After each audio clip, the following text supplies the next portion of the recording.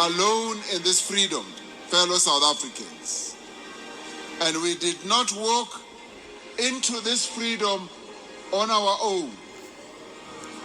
We were carried by a tide of solidarity from the nations of the world, from the nations of Africa. These countries opened their borders to our liberation fighters. When the apartheid government was pursuing our liberation fighters, they ran to a number of countries around the world, but especially on our continent. They shared their stories with our neighbors, and our neighbors shared their spaces with them, and they gave them safety. They even fed them. They gave them bread, and they opened their homes. They spoke for us when we could not speak for ourselves. They took risks so that we could be free. Their countries were bombed. Their nationals were killed. And all that they did for our sake as well. They supported our freedom. The leaders and the people of Africa kept our freedom alive and our struggle for freedom alive.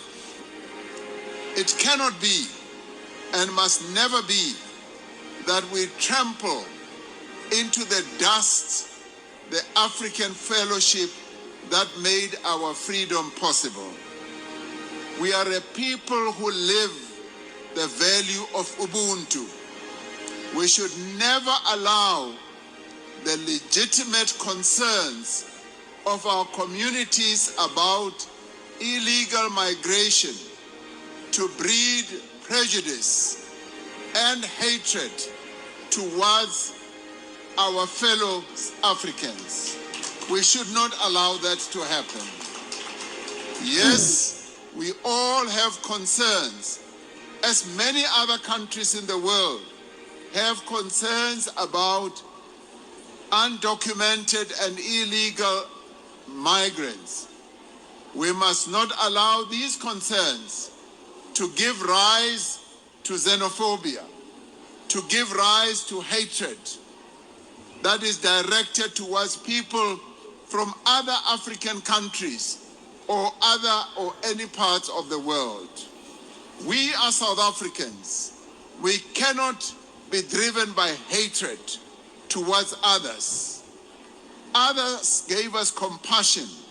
They gave us support. And we cannot be driven by hatred towards them. Instead, we must insist that the law of our country be upheld and enforced.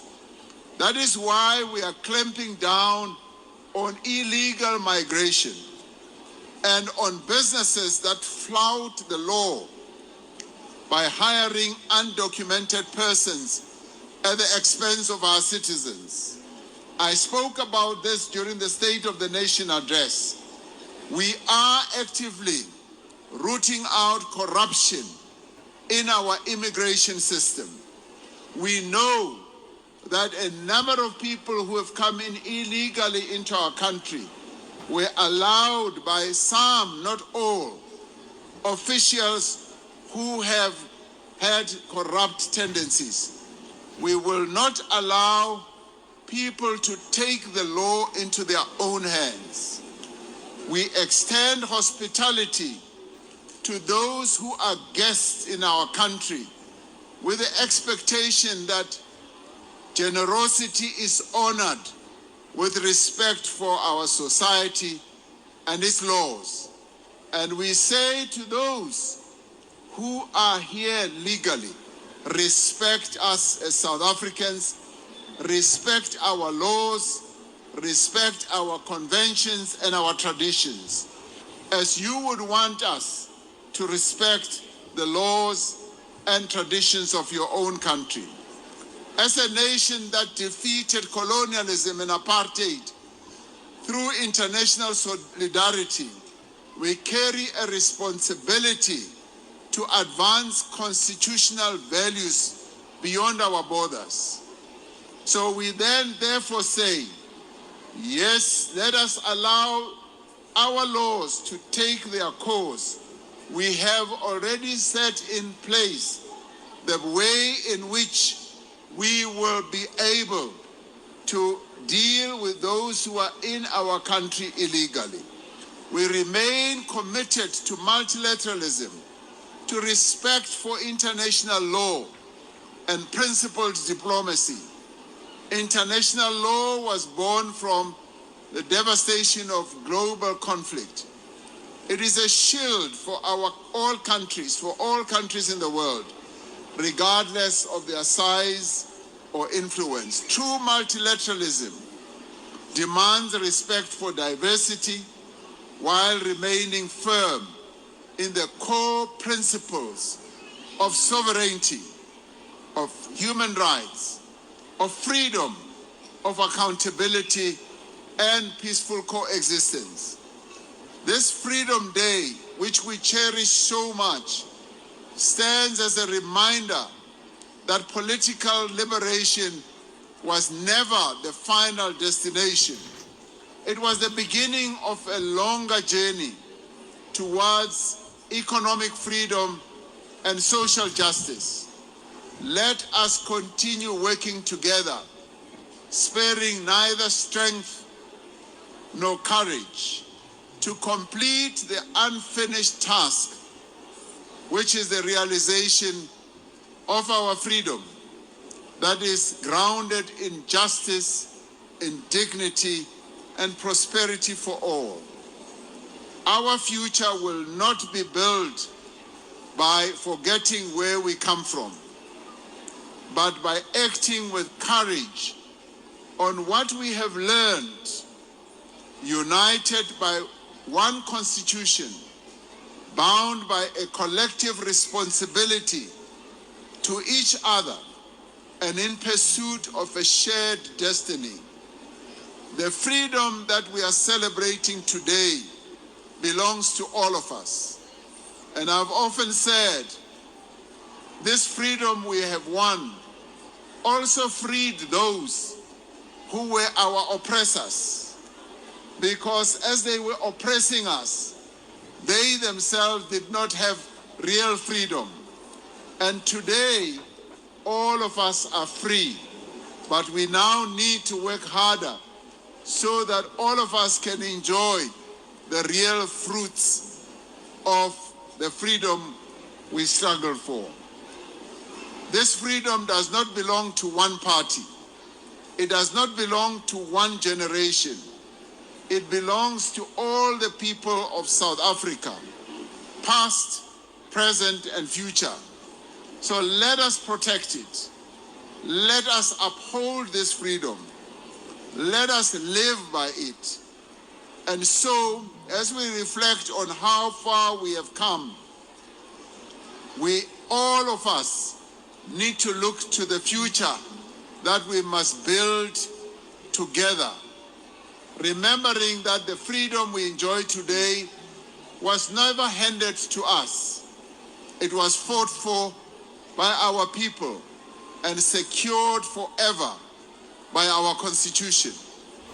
Let us be worthy of that freedom. Let us deepen it. Let us defend it. Let us ensure that it is felt by everyone. Ha tukuluho ena re ka etsa hore re atise ibe tukuluho e feleletseng. South Africa ena e tla ba South Africa entle.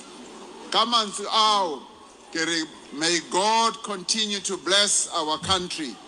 May God continue to protect the people of South Africa. May God continue to advance our interests. Morena, aboloke setjhaba sa heso a se hlokomele. Ke a leboha. And all the other inconveniences that South Africans are living under. They directly affect the quality of the daily lives of our people. They constrain the growth of businesses and the economy and the creation of jobs.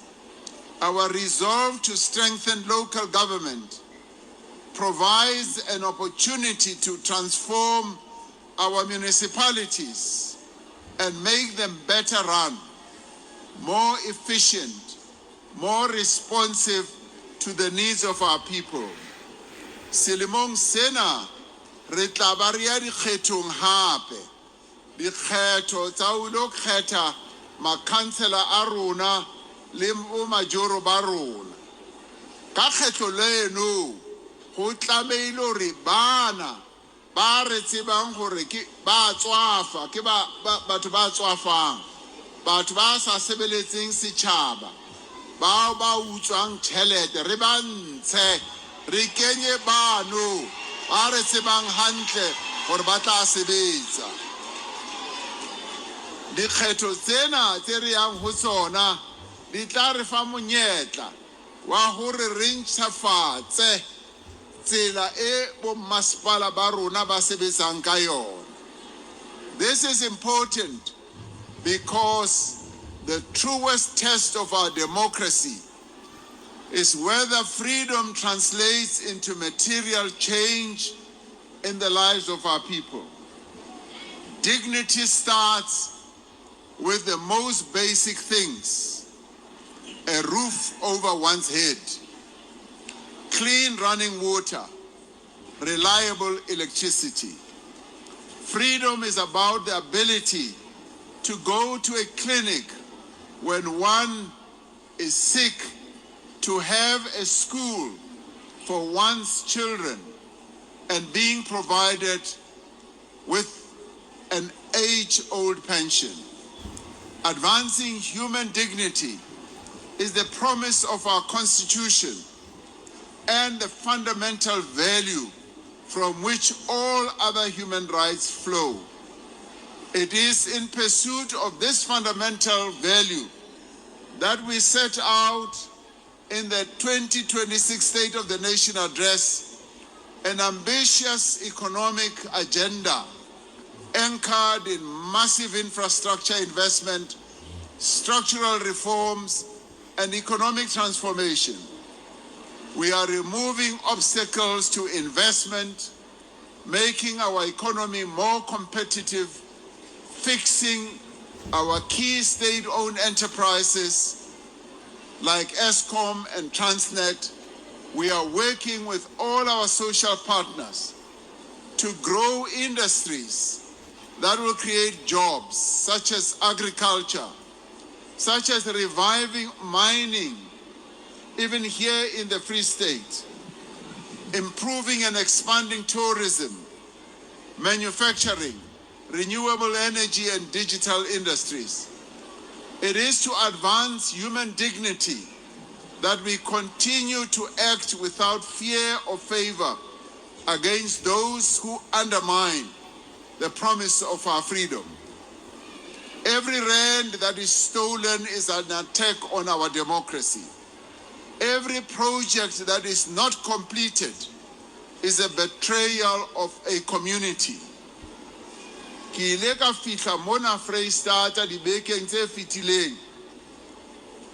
Premier le Minister wa Housing Settlements, Human Settlements, ba ile ba nkisa dibakeng tse ngata mo ho ne ho qadilwe di-project tsa dintlo tse sa qetwang.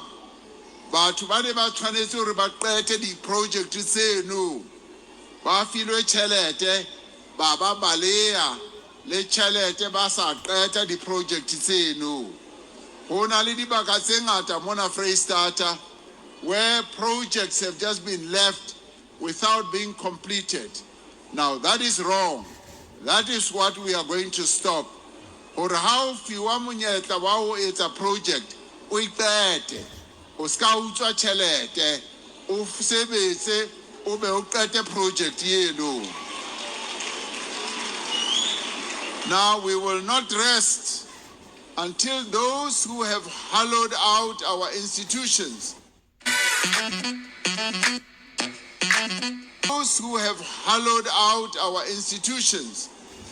and diverted public resources for private gain are held accountable. No society can be free and equal while women and children continue to live in fear. We must therefore do more to end gender-based violence. As it was organized by the Premier and the leadership of the Free State, I said South Africa does not need a so-called new generation of men. It needs the men and boys of this generation to do better and to be better. We need men who are protectors of women, not perpetrators. Men of South Africa must stand up and be counted and say, not in our name. Men of South Africa must be free men and be able to respect the free women and young women of South Africa. Men of South Africa, do not abuse the women of this country. And that is why gender-based violence must be brought to an end. And it is the men of South Africa who must stop gender-based violence. That is the challenge that we, the men of South Africa, need to take up on this Freedom Day. We must grant the women and young women of our country their freedom. Freedom from fear, freedom from violence, freedom from rape.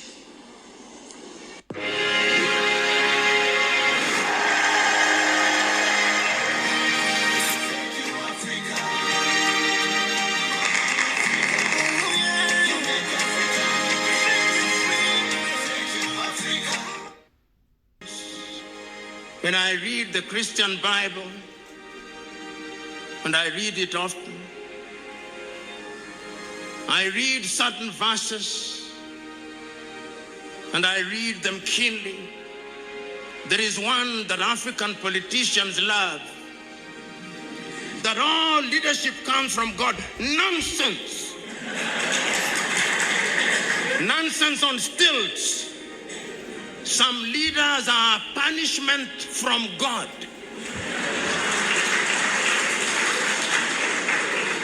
So when we talk about unity and a common goal, we know what it is. But somehow we are not doing the right thing. We are still being divided. In the month of May this year in Nairobi, Kenya, France will be meeting former French colonies here in Kenya, in Nairobi. Our French president has invited Macron here. Why? We are being divided on a daily basis. In Addis Ababa, the week before last, on the 39th meeting, the Prime Minister of Italy was meeting Africans. Africa and Italy, there is a new scramble for Africa. So it is your duty to rise up and to ensure that it does not happen. The result is absolutely amazing. It's fantastic. I get complimented. And, you know, many times when I read the Christian Bible, and I read it often, I read certain verses, and I read them kingdom's love, that all leadership comes from God. Nonsense. Nonsense on stilts. Some leaders are punishment from God.